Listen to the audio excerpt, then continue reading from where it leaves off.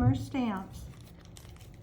When you open the package, flip it over, lift it from the back, take your item off, and mount it on an acrylic block.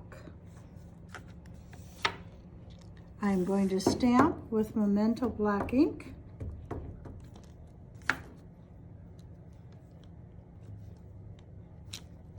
I'm going to clean with a chamois that just has water.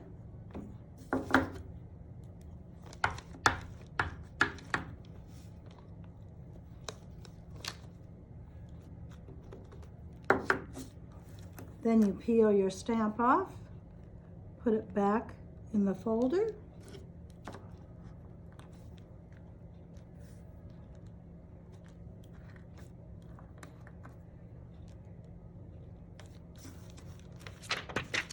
Then you can return it back into its folder and keep it like that.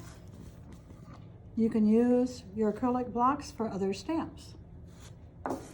This also works for rubber mounted stamps.